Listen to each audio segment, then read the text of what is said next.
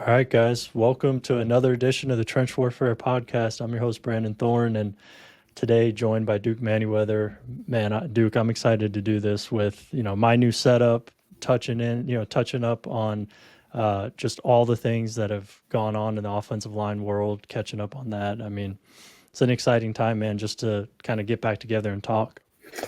Yeah, absolutely, Brandon. Thanks for having me. And man, I got to say, your setup looks awesome, man. I mean, those are three very Appreciate good it, offensive man. linemen there. Jensen, Nelson, and Armstead. It looks phenomenal, man. Kudos to Thanks, you. dude. Kudos Yeah. to you. Mine not so appealing. We just moved, Just so moved. Stuff still kind of everywhere. Don't even have my office set up, so I'm just kind of in a spare room doing my deal. Don't even have my webcam and mic and all that stuff set up yet. But um, here we are, ready to roll. yeah, yeah, and just so people know, like Duke did just move and getting everything set up, so he'll have everything in place, before the season, I'm sure for sure. But Yeah, um, probably actually this week. This week, yeah, I'm gonna actually legitimately take all of next week off. I'm not training anybody. I nice. do Okay, potentially have a trip um, next weekend for camp, but in terms of Monday through at least Thursday, I'll be out of the facility and taking care of the home front. So nice, dude. that'll be I'm sure that, that's needed. yeah, that'll be good. It'll be good. Yeah, absolutely, man. Well, we wanted to start off this episode talking about some news just in the offensive line world in general. And the first thing is Larry Allen passing away. Hall of Fame guard for the Cowboys, also played tackle, and just, truly one of the greatest offensive linemen to ever play the game, and probably the most physically dominant. And he passed away suddenly, I guess, on vacation with his family. And yeah, so, that's been kind of a crushing blow to the offensive line community, man. And, I know you have kind of a deep connection to him in a lot of ways too. So Yeah. yeah, just growing up watching him and having him gone suddenly is pretty tough.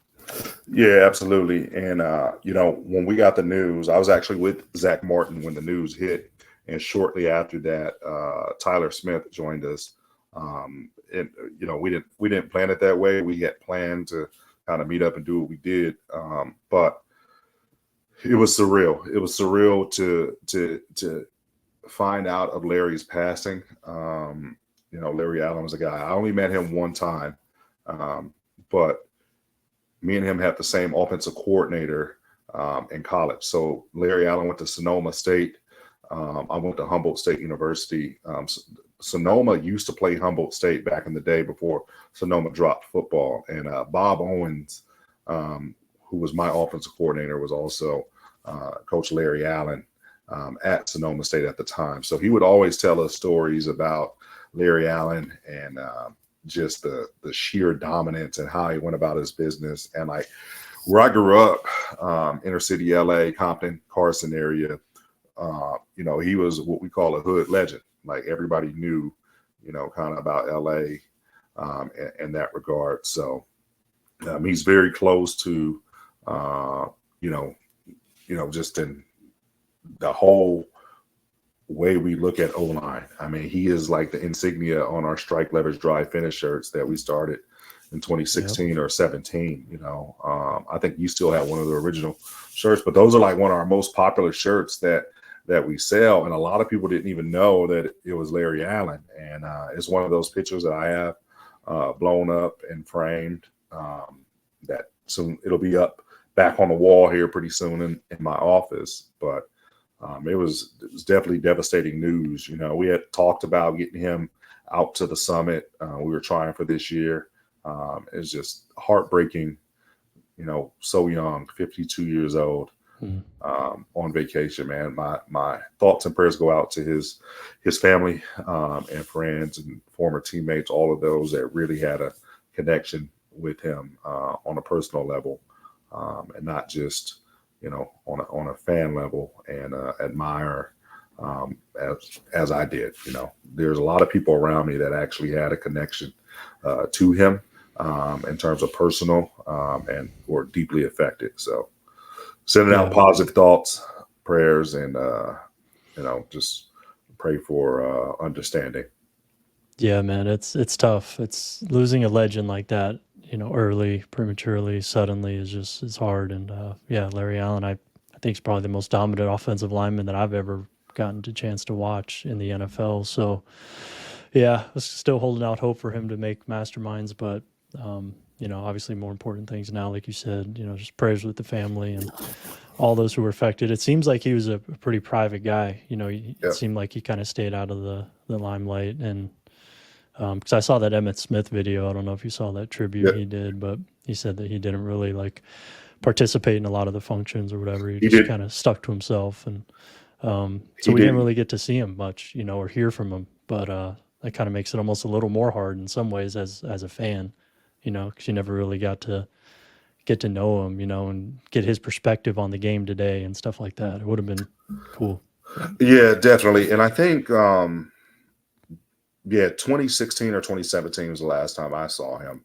And I think there's something to be said about hearing from some of these legends, and we do a great job of inviting these legends in, and it's so surreal that uh, a lot of times these guys, it's really hard to get these guys to come to masterminds, and it's hard for a lot of players to come. We're asking guys late in the summer, sometimes during their last weekend, to give up their last weekend and come and talk ball when they're getting ready to do that.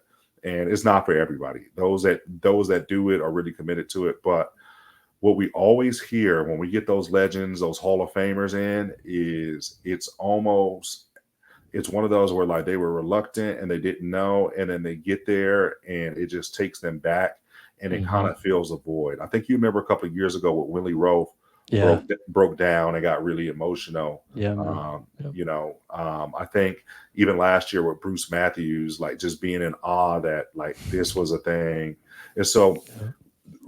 regardless of the impact that it has on them, I think what they end up sharing though is just invaluable. Hearing their perspective of the game, we always hear the term "success leaves clues," but it's really just giving them the floor to just talk has been truly amazing, and it's something that I look forward to every year now that we've done this. And yeah, offensive line masterminds is coming up for those, checking this out. So second weekend of July, as it always is. And yeah, I mean, I can't agree more with what you're saying. And just having the young guys hear the perspective, one of the most valuable things is just getting, an appreciation, a deeper appreciation for the history of the game, the guys who came before you, which I think is important to just elevate the position as a whole, and just, to kind of like give honor and respect to those guys, the best of the best that have done it. I think that's cool. And just Some there, of that is lost now, Brandon. it There's is. That's there, that's why I'm pointing that out too. Yeah. there's a lot of guys that just don't watch. Yeah. Um, I don't want to say don't watch, but there's a lot of guys that don't know what came before them, and oh man, it's just again, I'm obsessed with this stuff. I know you are. We've talked about this so many times, and we're going off on a tangent here, but like every year, one of the funnest things we do is when we go to dinner, it's become me, you, Lane, and Hutch over in a corner of the table. Jeff is there as well. And we just kind of throw out old names. Hey, do you remember this? It's one of my Uh, favorite things. yeah, I mean, when you just look at last year's Legends panel alone, I mean, there was over 100 NFL seasons, over 1,400 starts, three Hall of Famers. I think there was three or four Super Bowl rings, 17 All-Pro selections, first team All-Pros, like 12 second team All-Pros, and like something like 50 Pro Bowls. And I mean, those are unreal numbers, man. Just to learn from and to even and just have in the room. And I think It really is. one of the coolest things though is hearing from them afterwards. Like, man, I can't believe how much I learned this weekend. And Yeah, it is cool.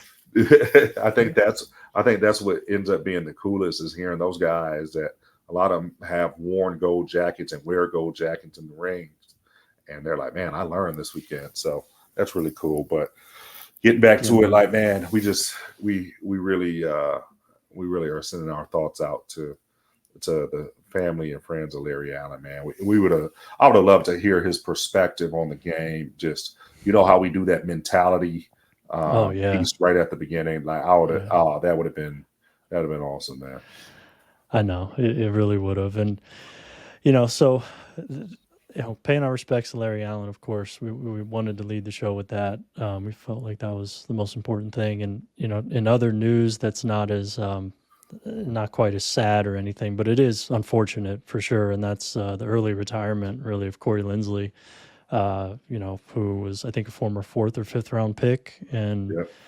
started for about a decade or so and became one of the most underrated players in the league. A really good center. Had I think his career year, probably that first year with the Chargers, and I think he was All Pro that year. Yep. So yeah, I mean, just for a guy to get drafted late, come in as a backup early. I think it was behind J.C. Treader, right, in Yep. Green Bay, and then get that Beat job. Treader out. Yep. Yep. And just had a great career by any standard, let alone somebody from his background. So, kind of, it just sucks to see his career end early, but at least he did get about a decade in, and really just wanted to kind of tip the cap to him, on a great career, and hopefully, just good health, moving forward. Yeah, it's crazy, man. We've seen now. We saw. Corey Linsley retired due to a heart condition, and also another Ohio State center, Billy Price, had to retire due to a heart condition. And so, 2 Ohio State centers back to back heart conditions. It's very unfortunate, man. You hear these guys talk about it all the time. Like the NFL is one of those things where you don't get to choose how you go out. A lot of times you don't get to go out on your own terms. I don't know if Linsley was ready to retire. I know for sure Billy wasn't ready to retire. It's just unfortunate. 2 different career paths and trajectories, but sad nevertheless. And the irony, they both were Ohio State centers. Right. Kind of crazy. Yeah, definitely shout out to Billy Price, and just a really good dude by all accounts. Great dude. Great dude. And yeah.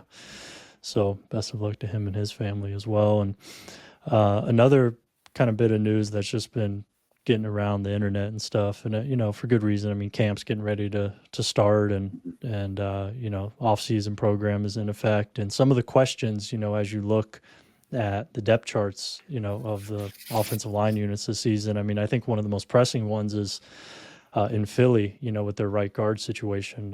It seems like 4 of the 5 spots are pretty much locked in, and right guard is a really interesting competition that's going to dictate, I think, how high their ceiling is going to be in the run game in particular, with Kellen Moore calling the plays now, and, Saquon there. I mean, whoever that right guard is, he has potential to really make that unit special, I think. And it could be Mekhi Becton or I think Tyler Steen. Those are probably the top 2 guys in competition for that job. So just wanted to get your thoughts on that. And yeah, I mean, just 2 totally different players and guys, but under Jeff Stoutland, it's definitely intriguing. Yeah, definitely. Both former tackles, and Becton still, probably considered a tackle, but it's one of those when you put your best 5 out there, it's like, where can we get this guy on the field? Unfortunately for Mekhi, Mekhi had injuries early on in his career. Kind of ran into a lot of adversity in that regard. Didn't exactly handle that adversity probably well. And last year, tough year with the Jets trying to get his footing back underneath him. We're hoping that time in a very strong organization, very strong O-line room with strong veteran leadership, strong coaching leadership. We're hoping that that potential fully goes realized. I mean, he's a guy that I said, and he's a guy that I worked with in the past, that I thought that he had every single physical tool to be a Hall of Fame type guy. And my message was always clear. If you go back and look at those interviews I did, I said Mekhi Becton can be a Hall of Famer if he chooses to be. And that talent and those traits are still there. The mental pieces was going to become very important for him to be in this competition. I really think that the mental is going to be who sets aside, between him and Tyler Steen. Is like, can he embrace making the position change and understanding that things are going to happen faster on the inside, and what that means in terms of playing with leverage and playing with significant contact with the hands. So it'll be interesting to see, man. And Tyler Steen is he's a very hard worker as well, kind of silent assassin, strong as I don't know what. One of the things that I thought he needs to work on, even playing tackle, was that his hip height and pad level wasn't consistent, and it made him susceptible to the bull rush. Mm-hmm. And when it made him susceptible to the bull rush is he could never rework his hands back under to re-leverage force back up. So we saw that in his limited reps, even when he got reps at guard.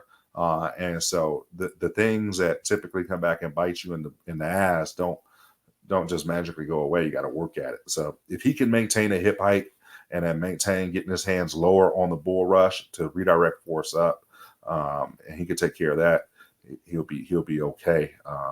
And I think he just a really powerful and explosive dude in the run game. So that competition should be fun, man. It should be fun. I think when Philly signed Mekhi, or right before they signed Mekhi, the question was asked to me from the organization: is he a guy that you think can play guard and then eventually play tackle when Lane retires? And my answer was, I think so. In that situation, in that organization, I think Mekhi can do that, because the fact of the matter is if you don't do it in that organization, you're probably fucking done. So right. I think Coach Stoutland, again, does a phenomenal job of getting every drop out of those guys. But you got to be able to handle some adversity. You got to be able to take tough coaching, and then the guys around him are going to hold him accountable as well.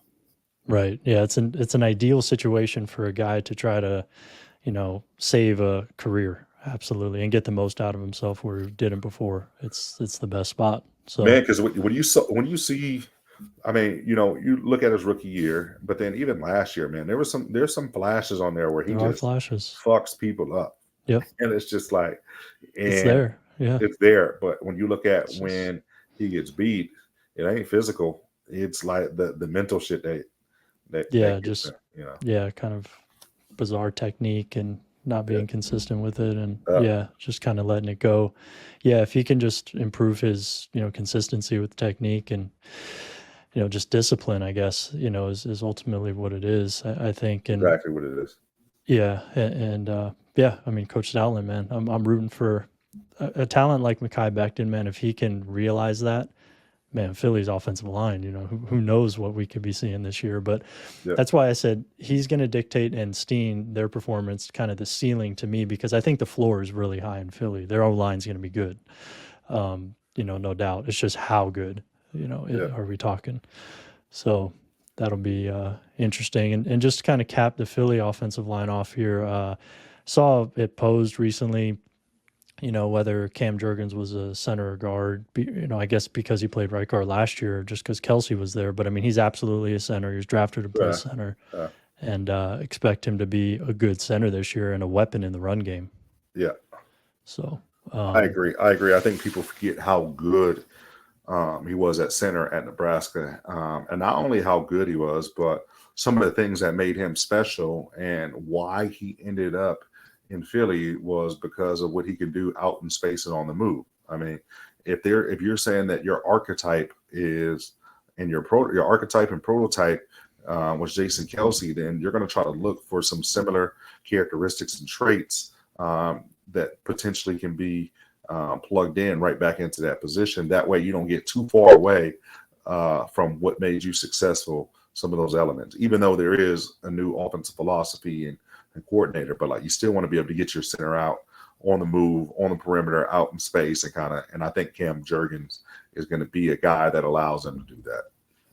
Yeah, and from what I remember, Jason Kelsey watched film of Jurgens when he was coming out. He said, "This is the guy." Yeah, he basically signed off on it. So, I mean, by all indications, Jurgens is going to fit just right at center there and be good right away. So, So yeah, let's go ahead and get into what we really wanted to make kind of like the main part of this podcast, and that's ranking our top 5 guys at each position entering the 2024 season. And what kind of caused this to be a topic of discussion for us is let me see if I can add this to the stream real quick. So yeah. So this tweet right here, took a screenshot of it from PFF, and this came out, I think, today. And you can see on the bottom it says per Thomas Valentine. So Yeah. I guess this is a PFF analyst there, but of course the PFF watermark is there, so it's PFF's. They own it, and so we're going to talk about this a little bit. But this list, man, is really hard to justify. I don't know how you can do it. It just seems like you took some random names a little bit here and added them in it and kind of, I don't know, man. Some of these guys, like, let's just talk like Sam Cosmi, number 3. That's bold. That's more than bold. I mean, he looked pretty good last year, I think, Hmm. and he has a lot of talent and Hmm. that kind of stuff. He could be really good, but there's no way you could put him in a top 10 list, I don't think, let alone 3. I No, mean, that's no. just and then, to omit Quentin Nelson is pretty crazy. And I probably wouldn't have Zeitler on here, probably wouldn't have Robert Hunt on here. No. So, but we're gonna discuss our own sort of top 5 at least at each position, and we're going to distinguish by side as well, just because we feel like that's probably the best, most accurate way to do it. So, top 5 left tackles. Let's start there. You want to kick us off on that and just kind of say the first few who we were in agreement on? Yeah, definitely. I think it goes kind of without saying though, but I think we both had Trent Williams as our top left tackle. Lermy Tunsil's right behind him at number 2. And then it starts to get interesting at number 3, 4, and 5. You know, I think based upon the transition that Tristan Wirfs made last year from right tackle to left tackle and the way he performed, I feel comfortable with having him at 3, even though you could make the argument that, Tyron Smith, who had a vintage year last year, who I thought was, right in the mix for that all pro nod last year, ended up hitting second team all pro, probably in the top 3 or 4. So, and then number 5, again, it can be really interesting. It's how healthy are your Teron Armstead, Rashawn Slater, and Andrew Thomas. Are those guys? How are those guys going to kind of the battle of attrition, so to speak? But if we're talking about coming in to 2024, it's really a hard decision who that 5th guy is. Yeah, I agree, and I'm with you on the first 4. I think after the first 3 is where the debate starts, and I would probably go Tyron Smith there at 4. And like you said, I mean, you could be at 3, realistically, but I would probably put him at 4 behind Wirfs, and then the 5th spot. I mean, I would probably just settle on. And you can ask me a different day. I'd probably say a different guy, but maybe I might just go Andrew Thomas here, just because he did eventually come back from the hamstring that kept him out for the first 7 games or whatever it was last year, and that was like really nagging, and that impacted him. But he did finish pretty strong, and he looked like the 2022 Andrew Thomas for the most part. So I'd probably go him, but if Rashawn, builds upon his rookie year and, is healthy in this system, those are the 2 that I would really, need to flip a coin on, I think, for 2024. Yeah, definitely. And then there's going to be some intriguing names that start to surface, Yep. and not just guys that are already in. I mean, like Deion Dawkins is one of those guys that continues to be in the mix. Christian Darrisaw, Mailata. There's probably 14, 15 guys there without even talking about rookies. You look at or second-year guys like Paris Johnson. Correct. Paris Johnson, I think, is making the switch to left tackle. And what is he going to be? What does what does Jones do switching to left tackle? It's like there's a lot of unknowns. But I think the top 4 top 5, maybe top 6 names that we know. We kind of know what they are, especially if they're healthy. Yeah. Yeah. So that would be our list for top 5 left tackles. And then we'll go over to the right side, and it's the first 2, I think, and then everybody else. Number 1, Lane Johnson. Number 2, Penei Sewell. Yep. And then after that, it gets interesting. I mean, right tackle isn't as deep as left, so it's kind of a different calculation than left. Left is harder to rank, I think. But right, for the next 3 spots, I would go still Ryan Ramczyk number 3 until we hear more about this knee issue that he has, and if he's going to be able to play and how well he's going to be able to play and things like that. But assuming he's at relative good health, he would be number 3. And then Brian O'Neill 4, and the 5th spot is really a toss-up as well. I'd probably still go Trent Brown, even though he's kind of moving over back to right. He started to right, went to left, right, so, but I still kind of see him as equal on both sides. So I'd probably go Trent Brown at 5. But there's some really good players, still that probably are deserving of a mention there. But I'm curious how you would go, after those first 2. I'm right there with you. I'm not sure what health that Ryan Ramczyk is going to be in. So that to me is kind of an X factor. I hope that's a guy that can step in and play. Me too. It's huge for us as offensive line fans, but also for the Saints. I mean, they need, if he's not playing, then Fuaga, I guess, would play right, and then who's going to play left? Is Penny going to come back? Fuaga is playing left, and they're moving Penning to right tackle. That's that's what the plan is. That's what they're planning on doing. So it's in that regard, that's pretty much where they're at. But I mean, it's like you like to think that like a guy like,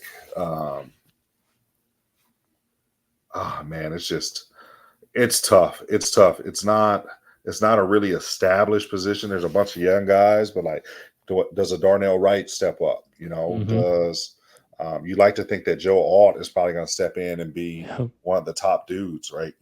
For sure. To me, he could be 3 on this list by the end of the year. That wouldn't be shocking. Yeah, I mean, right tackle's tough for me right now to pick. It is.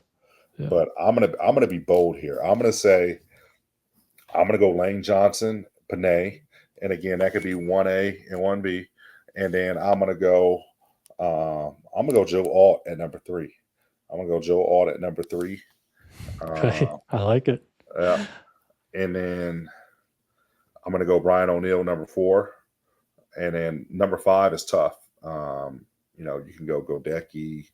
A healthy Havenstein is always kind of right there in the mix. I like to see Terrence still have a bounce back year, do some things in the run game, evolve in pass protection.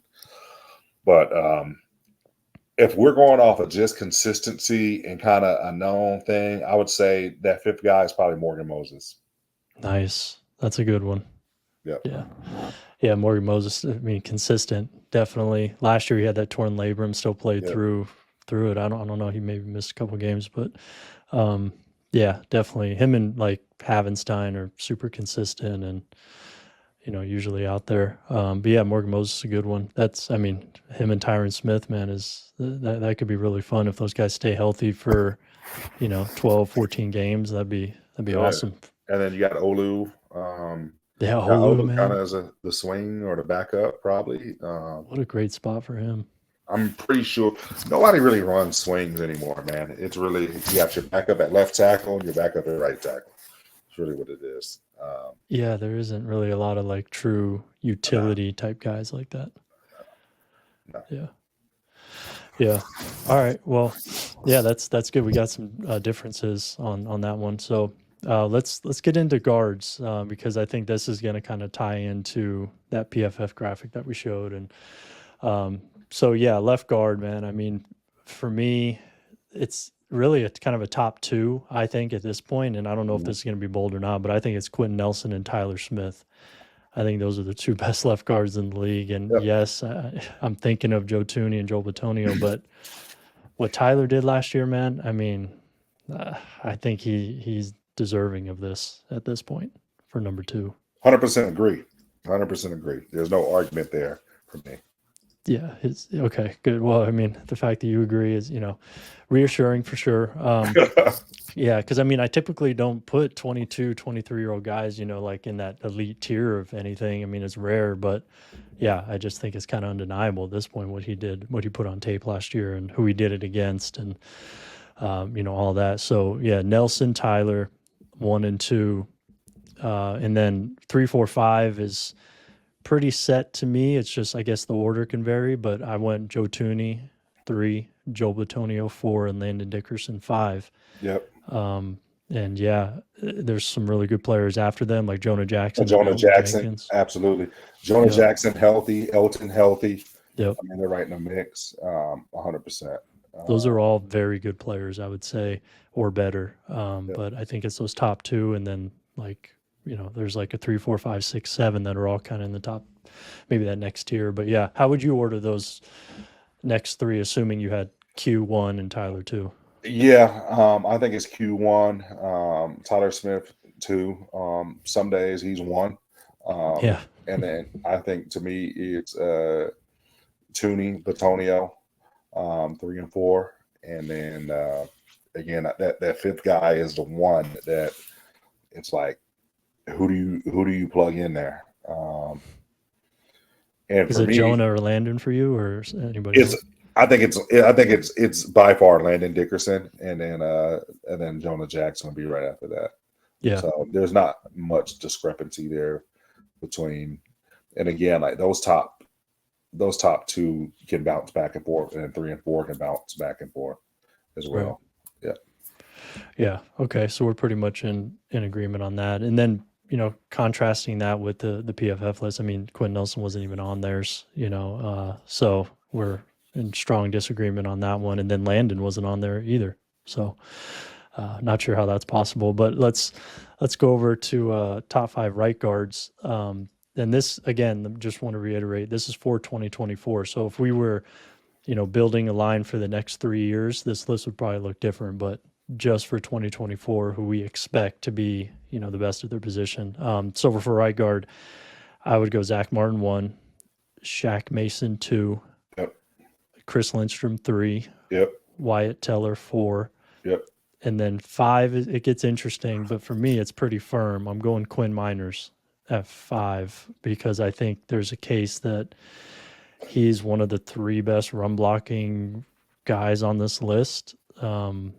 If not one, he's in consideration for that. It's just the pass protection stuff needs to get cleaned up, but then all the other guys below him have some questions as well. I just think that run blocking man, his traits, his age, just the trajectory, I'm expecting him to be, a star this year. So we're completely the same, all the way down. I would bounce back and forth though on the 5th guy between Quinn and Trey. I don't know. Yep. Those are the 2 that I would bounce back and forth with. Same here. Trey was the first guy off for me. Yep. So that's intriguing. And what are some other names you have there? I had Kevin Dotson. Yep. KD had a great year last year. I think he'll have another tremendous year for the Rams. Great change of scenery. I think Brandon Scherf's still worth a mention in the top 10 at right guard, and that's what we're kind of getting into now. Elijah Vera Tucker, I know the last 2 years, devastating season-ending injuries, which just sucks because we haven't really seen him get a chance yet. But I feel like when we have seen him at right guard, like especially early on, that's when we got to see it. Like I think he would be a top 10 right guard this year, assuming he's healthy. And he doesn't have to kick out to tackle and do all that stuff. I think he would definitely be in there. And then after that, I mean, I didn't have any other guys that really, jumped out. Probably Robert Hunt could be in the mix for that. Hunt would probably be, yeah. I agree with that one. Yep. So Robert Hunt, and Robert Hunt was on the PFF list, and we're struggling to get him in the top 9 at right guard. So yeah, it's just very different. But okay, so we're locked in there at right guard. Top 5 is the same, and then last position we'll go to center. So now with Jason Kelsey retired, I think it's Creed Humphrey would be my number one guy. Him Yep. or Frank Ragnow, I think that's pretty close. If I was building for 3 years, it'd be Creed hands down. But 2024 alone, I think those two would be my 1, 2. And then I would have Eric McCoy, number 3, Mhm. Tyler Linderbaum, 4, and Ryan Kelly, 5. Yep. So, I got no debate there. The only thing that I'll say, I think we can see. I think Zach Frazier gets in that top 5. yeah. And I mean, I didn't include rookies here, or else I probably Yeah. would have had Joe Walt, like up Yeah. there and things like that. But yeah, Frazier, man. And I also would throw out Graham Barton. I expect Graham Yeah. Barton to be a really good Agreed. center this year as well. And, Yeah. we'll mention Mitch Morse. And then you wanted to mention somebody. Yeah, Drew Dahlman. I think Drew Drew Dahlman. Dahlman. And Drew Cardinals as well, Froholt. Yep. Yeah, absolutely. I think Yelda for Frodo Yeah, last year had a hell of a year. he did. I think last year he probably performed like a top 5 center. Yeah. So he's fun to watch, man. Great play strength, able to roll dudes. Yeah, he's strong, no doubt. Yeah. And he could get out on the move and lead and do some stuff too. He's fairly athletic too. Yep. So yeah, and the Cardinals scheme really took advantage of that. So, Yep. but yeah, those are our top 5. The last thing that I wanted to just kind of go through our top 10 guards. So for me, and this is combining them, right? So just real quick, I would put Zach Martin 1, Quentin Nelson 2. Yep. I'd probably go Shaq Mason 3, and then Tyler Smith 4. Yep. And then I'm I would with go. you. What's that? I'm with you. You were with me on that one? Okay. And then Lindstrom would be 5. Yep. And then 6, Tooney, 7, Batonio, Yep. 8, Teller, Yep. 9 and 10, I have Miners and Landon. I guess Landon 9, Miners 10. Yep. So that would be my 10, man. And Yep. I I'm right guess, there. I'm right there with you. I would probably have Miners at 9 and then Landon at and 10. then at 10. I just think that Quinn's run blocking is elite. It is. Special. Yeah, you're right. Yeah. It is. There's no doubt about that. He has an element of explosiveness to his game that is a little different than Landon. Maybe Landon, before all the injuries could, like Alabama Landon, kind of like that's kind of what Quinn is, but even just more athletic. But yeah, so I guess the best guys left off there are Trey and Jonah. So And they're right there. And they're right there. Yep. I think a healthy Jonah is in the mix. And I think Trey taking the next step, just cleaning up his hands, is Yep. right there. Yeah. All right, guys. Well, I think that wraps up this episode of the podcast. Thank you guys for tuning in, and I'm going to be back here shortly for you guys with some other stuff. But hopefully we'll get Duke on here again, either before or after Masterminds. Perfect. Thanks for having me, Brandon. Always fun.